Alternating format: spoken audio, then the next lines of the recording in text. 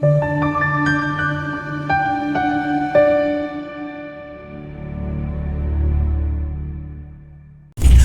namhlanje sibheka la udaba lukaPhumzile wakaMthembu uthi ngicela ukubuza pastor uma inkomo ebovu igwaze emnyama kusho ukuthini? uHenry Zwelihle uthi ngiyabela phakathi buze baphuphi kuze emdaka lemnyama zilwa.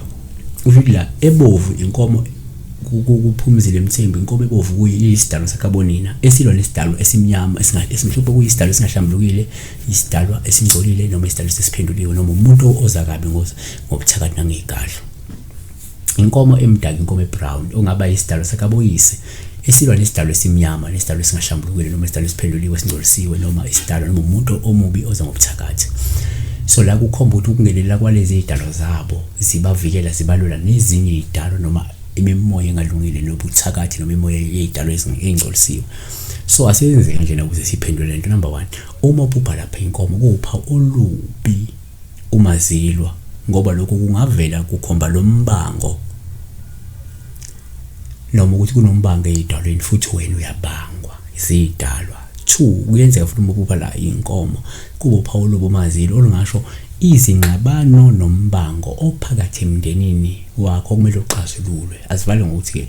3, kuyenzeka futhi uma uphupha inkomo kuba uphawu oluhle kwesinye isikhathi uma zilwa kodwa ke lusho ukuthi kulisho ukungenelela kwesidalwa nokuthi siyakulwela futhi siyakuvikela esitheni sakho noma emimoyeni engcolile ikakhulukazi uma ukuthi ikhona inkomo ehlulwayo la kuliwa nayo iyahluleka kusho ukuthi kuhluleka lezi izidalwa ezimbi kuhluleka lemimoya yobumnyama esuke ilwisana la kuhluleka lemizamo yabathakathi esuke ithunyelwa kuyezilwane yabo kukhomba ukunqoba kwesidalwa sakho sinqoba lezi zinto.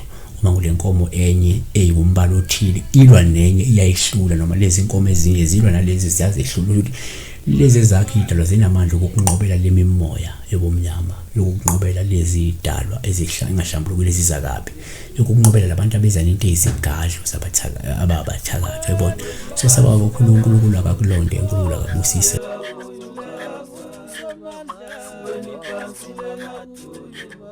Kulela boyo Jesu, siweni pasi na matuleba.